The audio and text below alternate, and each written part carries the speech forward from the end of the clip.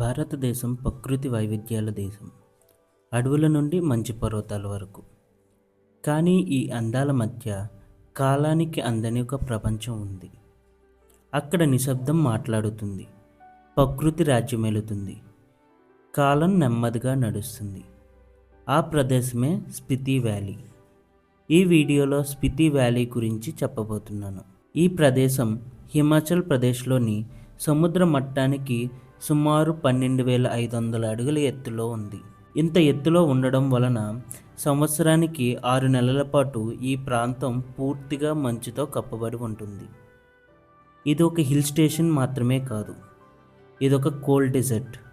కనుచూపు మేర అంతా మంచుతో కప్పబడిన కొండలు తప్ప ఇంకా ఏమీ కనిపించవు. స్పిటి వ్యాలీకి వెళ్ళడానికి 2 మార్గాలు అయితే ఉంటాయి. ఒకటి మనాలి నుండి స్పిటి వ్యాలీ చాలా దగ్గరగా ఉంటుంది. సుమారు 6 నుంచి 8 గంటల్లో మనం అయితే వెళ్ళిపోవచ్చు. కానీ ఈ రూట్ చాలా డేంజరస్. అంతేకాకుండా డిసెంబర్ నుండి మే వరకు ఈ రోడ్డు మొత్తం పూర్తిగా 20 నుంచి 30 అడుగుల ఎత్తు వరకు మంచుతో కూరుకుపోయి ఉంటుంది. సో అందువల్ల ఈ రోడ్డు అనేది క్లోజ్ చేస్తారు. రెండవది షిమ్లా నుండి. కానీ ఈ రూట్ చాలా లాంగ్ అన్నమాట. దగ్గర 24 గంటల పైనే సమయం పడుతుంది. అది స్ట్రైట్గా మనం ఒకే బస్సులో అయితే వెళ్ళలేము. ముందుగా మనం షిమ్లా బస్ స్టాండ్ నుండి ప్రతిరోజు ఉదయం రాకంగ్ పియో వెళ్ళే బస్సు అయితే ఎక్కాలి. సో ఇక్కడ నుంచి మనం నైట్ స్టే చేసి తర్వాత రోజు అయితే వేరే బస్సు ఎక్కి కాజా వరకు అయితే వెళ్ళవలసి ఉంటుంది. మనం ఈ బస్సులో ప్రయాణించేటప్పుడు కిటికీ బయట నుంచి చూస్తే పాతాళాన్ని తలపించే పెద్దటి లోయ అయితే ఉంటుంది. మరోవైపు ఎత్తైన కొండలు ఉంటుంది. ఈ లోయకి కొండకి మధ్యలో అంచున అయితే ఈ ప్రయాణం సాగుతుంది. అందుకేనేమో ఇది ప్రపంచంలో కల్లా అతి ప్రమాదకరమైన రోడ్డులలో ఒకటిగా గుర్తింపు పొందింది.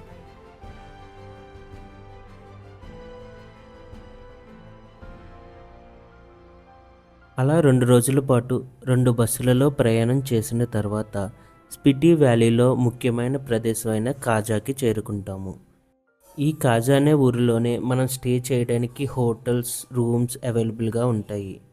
మనం ఎలాగా వచ్చేటప్పటికి ఈవినింగ్ అయిపోతుంది కాబట్టి నైట్ ఇక్కడే ఏదన్నా హోటల్లో రెస్ట్ తీసుకుని తర్వాత రోజు ఉదయం స్పిటి వ్యాలీ ఎక్స్ప్లోర్ చేయడానికి అయితే వెళ్ళవచ్చు.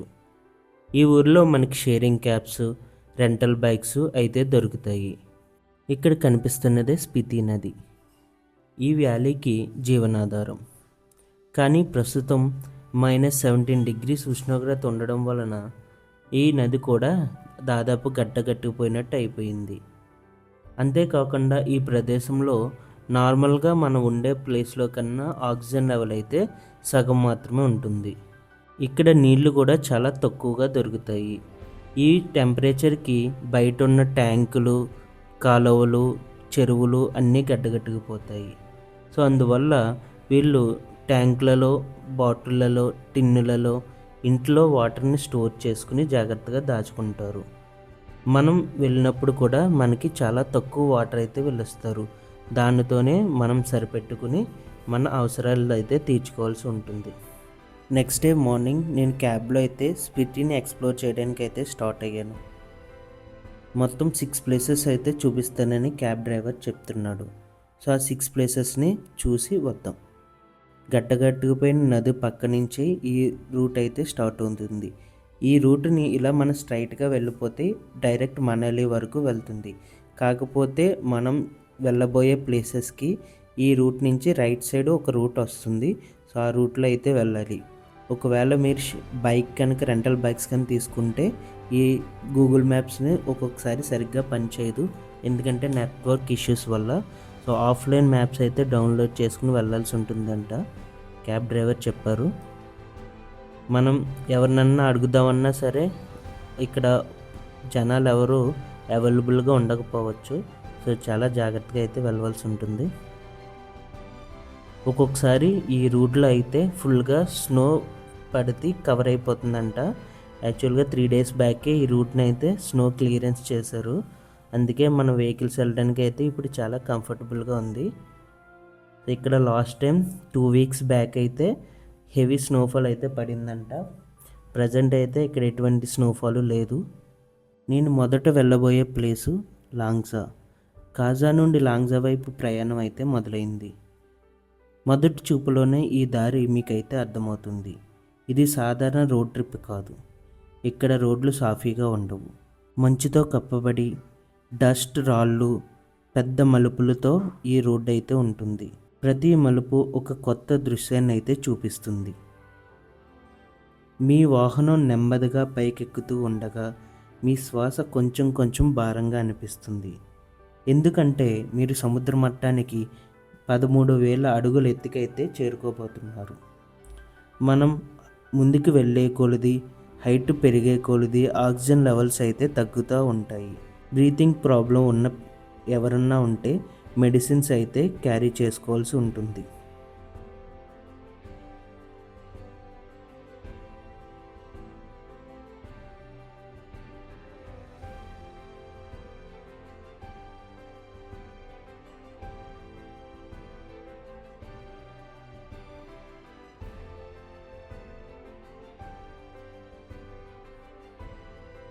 అలా దాదాపు 2 గంటల ప్రయాణం చేసిన తర్వాత మన మొదటి గ్రామమైన లాంగ్జాకు చేరుకుంటాము. ఇక్కడ కొద్దిపాటి ఇల్లు, చుట్టూ భారీ పర్వతాలు, ఆ కొండల మధ్యలో విశాలమైన మంచు నేలలు కనిపిస్తాయి. కనుచూపు మేర ఎటు చూసినా మంచు తప్ప ఇంకేమీ కనిపించదు. అందుకే ఈ ప్రదేశాన్ని కోల్డ్ డెజర్ట్ అని కూడా అంటారు.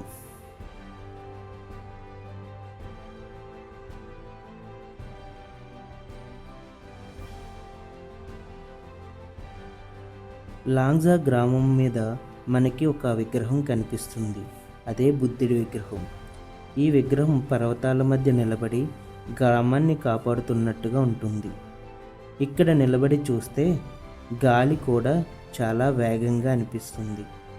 ప్రపంచం మొత్తం ఇక్కడే ఆగిపోయినట్టుగా ఉంటుంది. లాంగ్జా ఒక చిన్న గ్రామం మాత్రమే కాదు, ఇది మనస్సుకు శాంతి ఇచ్చే ప్రదేశం.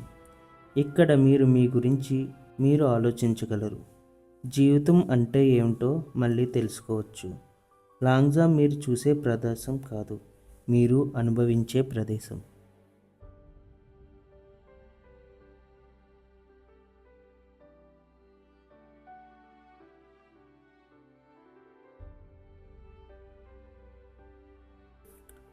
లాంగ్జా నుంచి మరో గంట ప్రయాణం చేస్తూ మనం ప్రపంచంలోనే ఎత్తైన గ్రామమైన కామిక్ గ్రామానికి చేరుకుంటాం.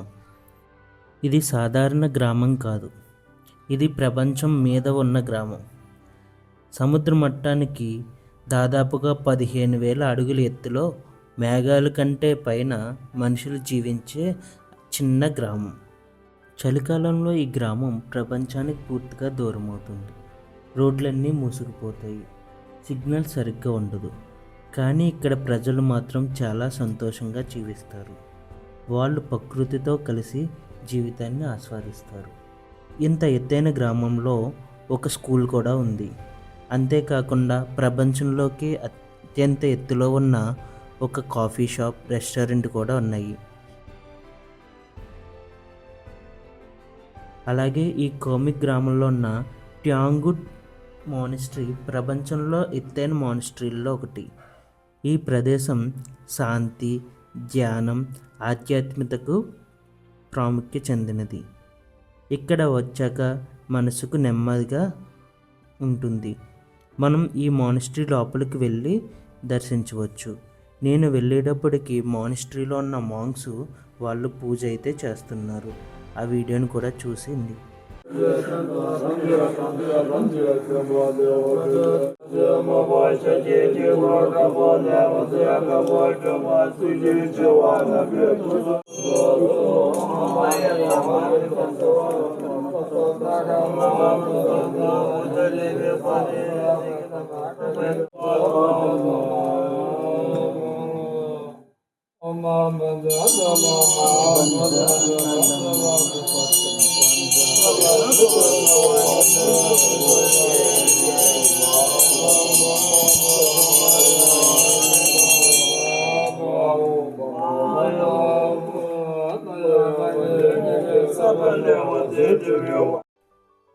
కామిక్ గ్రామం నుంచి గంట సేపు ప్రయాణించిన తర్వాత ప్రపంచంలోనే ఎత్తైన పోస్ట్ ఆఫీస్ కలిగి ఉన్న హిక్కిం గ్రామానికి వచ్చాము. హిక్కిం ఒక చిన్న గ్రామం, కానీ ప్రపంచంలో ఎత్తైన పోస్ట్ ఆఫీస్ ఇక్కడే ఉంది. ఇక్కడ ప్రజలు ఇప్పటికీ లేఖల ద్వారా మాట్లాడతారు. టెక్నాలజీ లేకపోయినా సంబంధాలు బలంగా ఉన్నాయి. ఎలాగా వచ్చాం కదా అని చెప్పి నేను ఒక 2 లేఖలు అయితే తీసుకుని ఇక్కడైతే పోస్ట్ చేశాను. చూడాలి మరి అవి వస్తాయో రావో.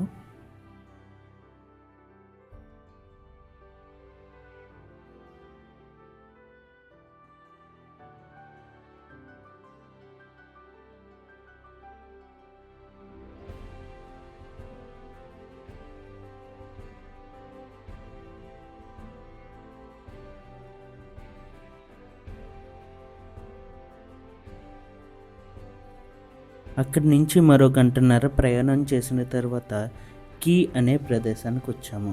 సో ఇక్కడ ఒక బౌద్ధ మానిస్ట్రీ ఉంటుంది. ఈ స్పిటి వ్యాలీ సరౌండింగ్స్లో ఇదే అతిపెద్ద మానిస్ట్రీ, చాలా ఫేమస్ కూడా. సో దీని లోపల ఎలా ఉంటుందో చూడడానికైతే ఇప్పుడు వెళ్ళబోతున్నాం.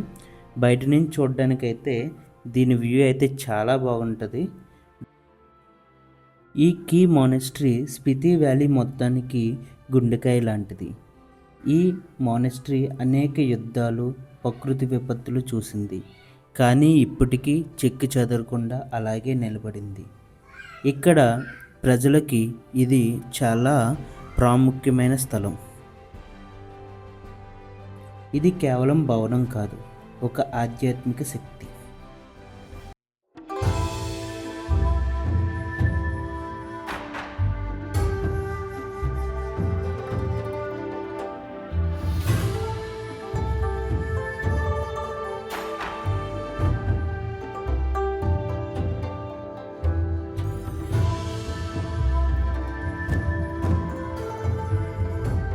మనీ ల్యాక్ అంట. సో ఫస్ట్ ఏం చేయాలంటే క్లాక్ వైజ్ ఇలా దీని చుట్టూరు ఒక ప్రదక్షిణం అయితే చేయాలంట.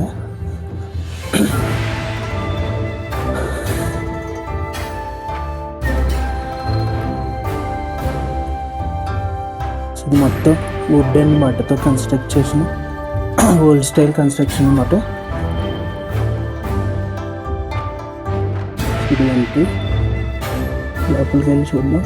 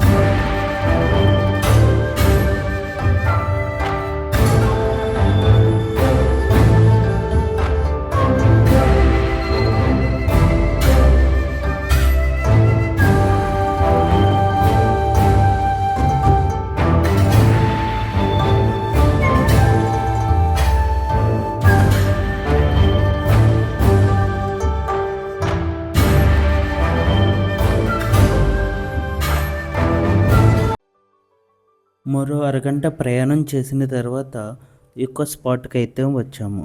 ఇక్కడ స్నో లెపర్డ్స్ని అయితే మనం చూడవచ్చు, కానీ మన కంటికి అయితే అవి కనిపించవు.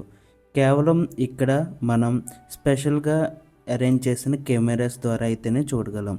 సో అది చూడడానికి 2000 నుంచి 4000 వరకు ఛార్జ్ చేస్తారు సీజన్ బట్టి. కావాలనుకున్న వాళ్ళు అక్కడ మనకి మనుషులు కనిపిస్తున్నారు కదా, సో అక్కడికైతే వెళ్ళి మనం ఆ స్నో లెపర్డ్స్ని అయితే చూడవచ్చు అన్నమాట.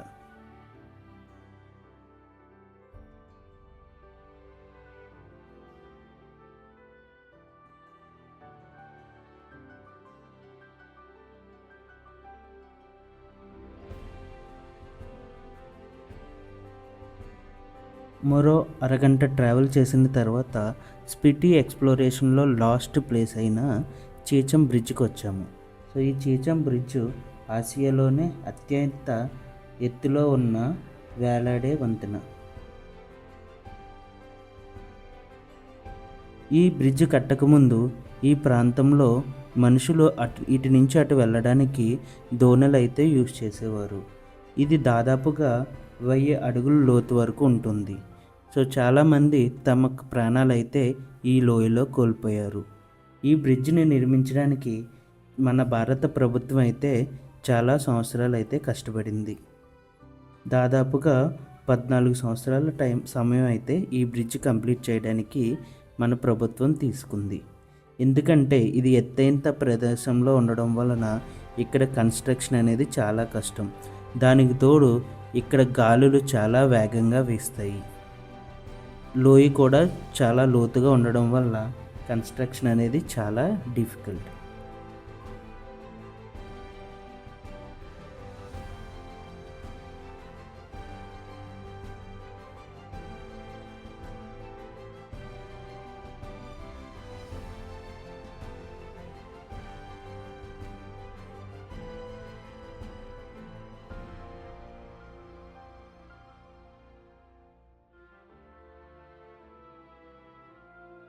అలా నా స్పిటి వ్యాలీ ఎక్స్ప్లోరేషన్ అయితే ఈ లాస్ట్ స్పాట్తో కంప్లీట్ అయిపోయింది. ఇప్పుడు రిటర్న్ నేను కాజాకి అయితే వెళ్ళిపోతున్నా. అక్కడి నుంచి రేపు మార్నింగ్ బస్సు అయితే ఉంటుంది. సో అక్కడి నుంచి రిటర్న్ టు షిమ్లా. ఫైనల్గా షిమ్లా అయితే వచ్చేసాను. సో వీడియో నచ్చినట్టయితే లైక్ చేయండి. మరిన్ని ఇటువంటి ట్రావెలింగ్ వీడియోస్ కోసం నా ఛానల్ని సబ్స్క్రైబ్ చేసుకోండి. Thanks for watching.